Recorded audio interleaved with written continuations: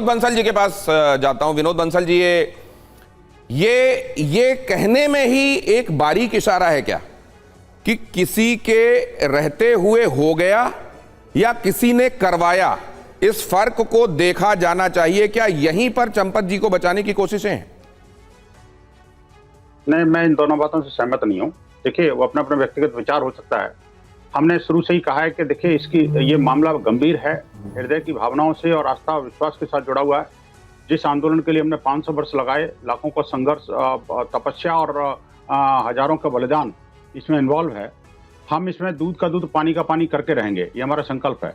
इसीलिए कल जैसे ही एसआईटी की रिपोर्ट परसों आई थी, कल ही हमारे माननीय अध्यक्ष जी ने कहा था कि उसमें एफआईआर दर्ज होनी चाहिए, क्रिमिनल इन्वेस्टिगेशन प्रारंभ होना चाहिए। जो अपराधी है उनको फास्ट ट्रैक कोर्ट के माध्यम से जल्दी सजा होनी चाहिए और किसी को भी छोड़ा नहीं जाना चाहिए। इन सब चीजों में सब कुछ आगे देने जी। आप बहुत विद्वान जर्नलिस्ट हैं, आप सब जानते हैं, लेकिन आपकी डिबेट में बैठे हुए प्रवक्ता जो तो क्या मैं ये मानूं कि इस मामले में वीएचपी और आरएसएस अलग अलग अप्रोच के साथ चल रहे हैं सर? क्योंकि संगीत रागी जी ने तो स्पष्ट इशारा किया। नहीं, देखिए, संगीत जी ने बोला, वो उनकी भावना थी। मैं कहता हूं, देखिए, दोनों चीजों में अंतर रहता है निश्चित रूप से, लेकिन मैं कह रहा हूं उसमें अभी विवेचना का विषय नहीं है।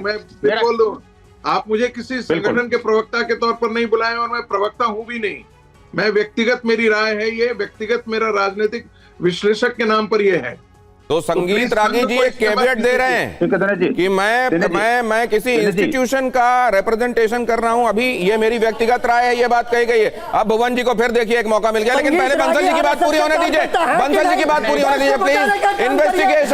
इन्वेस्टिगेशन में किसी को बचाने की कोशिश नहीं होगी, कितना भी रसूखदार हो, जो भी हो, एफआईआर दर्ज हो, फास्ट ट्रैक मामला हो और जल्दी से जल्दी दोषियों को सजा मिले। ये बात वीएचपी ने कल ही कह दी थी, आलोक कुमार जी ने कल ही कह दी थी। विनोद जी, बात पूरी कीजिए।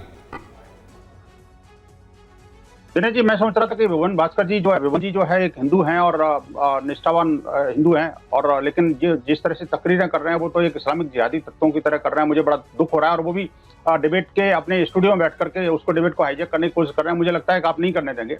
लेकिन मैं कहना चाहता हूँ, देखिए, बड़ा स्पष्ट है हमारा मानना। विश्व हिंदू परिषद पूरा संगठन इस बात के लिए कृत संकल्पित है कि जो अपराधी हैं उनको जल्दी से जल्दी दंडित किया जाना चाहिए। किसी को भी किसी भी तरह से छोड़ना नहीं चाहिए। ठीक है। जो आप रहे हैं, देखिए, हमें कुछ कहने की आवश्यकता नहीं है। उस के बारे में, उनकी महानता के बारे में कौन नहीं जाना, उनके त्याग के बारे में, उनकी तपस्या के बारे में, उनका पूरा जीवन उन्होंने दिया। लेकिन मैं उस बारे में कुछ नहीं कहूंगा।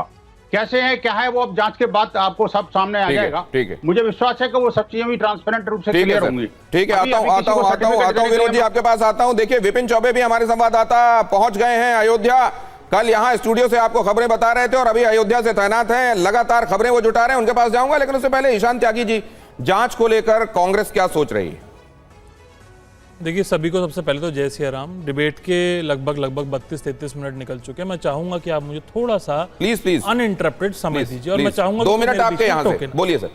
देखिए, ये जो एसआईटी की पूरी जांच हुई है, एसआईटी की जो पूरी इन्वेस्टिगेशन हुई है, उस पर दो लाइनें पढ़ देता हूं सिर्फ। राजन ने कहा रात है, रानी ने भी कहा रात है, मंत्री ने भी कहा रात है, और संतरी ने भी कहा रात है। ये सुबह और ये सुबह की बात है। तो ये जिस तरीके से एसआईटी की इन्वेस्टिगेशन हुई है, किसने करी है? ये विजय विश्वास पंत ने करी है। वही विजय विश्वास पंत जो इलाहाबाद कुंभ के दौरान जो कह रहे थे भगदड़ हो सकती है, और लोगों को उठा के भेज रहे थे कि जाके स्नान करो, और उसके बाद भगदड़ हुई, जिसमें मुझे लगता है कम से कम हजारों लोग मरे होंगे। यही वही विजय विश्वास पंत हैं, ब्लू आइड बॉय हैं योगी आदित्यनाथ के। रिपोर्ट किसको सौंपी गई, मुझे ये बताइए? संजय प्रसाद को।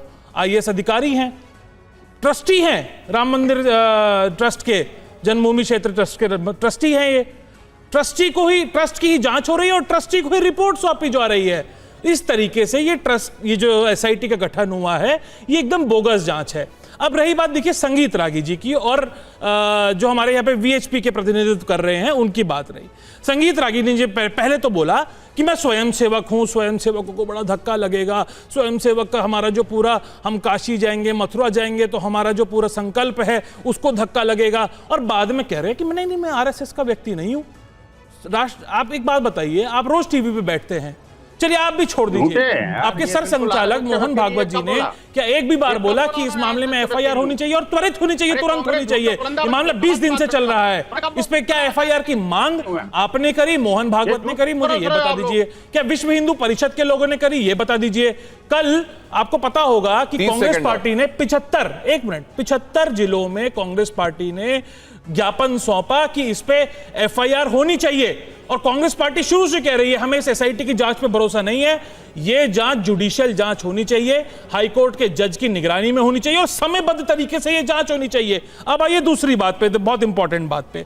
देखिए, बीजेपी और आरएसएस वालों ने, वीएचपी वालों ने ये जो पूरा चंदा चोरी किया है, इसमें सिर्फ ये जो एसआईटी की जांच है, ये छोटी मछलियों को पकड़ती है। आपने कहा ना कि शाखा वालों को माफी, तो ये शाखा को माफी आपने बोला, वो समझ गए कि शाखा वालों की माफी की बात कर रहे हैं आप। जो ये शाखा लगाने वाले लोग हैं, इनको माफी मिल गई है। इसमें जितने भी लोग थे बड़े बड़े, चंपत राय जैसी बड़ी मछली, चंपत राय बंसल जैसी बड़ी मछली, उसमें गोपाल राव जैसी बड़ी मछली, यहां तक कि निपेंद्र मिश्रा जैसी बड़ी मछली। भाई, इस ट्रस्ट का गठन किसने किया था? इस ट्रस्ट का गठन पीएमओ ने किया था, पीएमओ के आदेश पे हुआ था, पीएमओ ने ही इसमें ट्रस्टी अपॉइंट करने का काम किया था।